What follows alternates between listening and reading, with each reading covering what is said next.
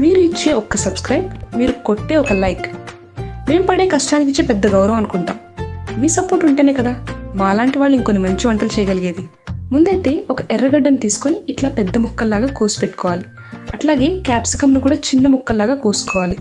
పనీర్ను కూడా ఇట్లా పొడుగ్గా సన్నగా కోసి పక్కన పెట్టుకోండి. ఇప్పుడు ఒక పిజ్జా బేస్ తీసుకొని దానిపైన పిజ్జా సాస్ వేసి అంతా సమానంగా పూయాలి. ఆ పైన కొంచెం చీజ్ ముక్కలు, ఒక చీజ్ స్లైస్ వేసుకోవాలి. ఇప్పుడు మనం కోసి పెట్టుకున్న ఎర్రగడ్డలు, క్యాప్సికమ్, పనీర్ ముక్కలు, మొక్కజొన్న గింజలను అందంగా పైన సర్దుకోవాలి. పైన మరికొంత ఒరేగానో, చిల్లీ ఫ్లేక్స్ అట్లా చల్లుకోండి.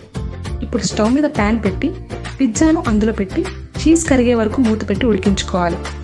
చీజ్ కరిగాక పిజ్జాను ప్లేట్లోకి తీసుకొని ముక్కల్లాగా కోసుకుంటే మన పనీర్ పిజ్జా రెడీ. వేడి వేడి పనీర్ పిజ్జా తినడానికి సిద్ధం. ఇట్లాంటి మంచి మంచి వంటల కోసం లైక్ కొట్టండి, సబ్స్క్రైబ్ చేసుకోండి, ఫాలో అవ్వండి.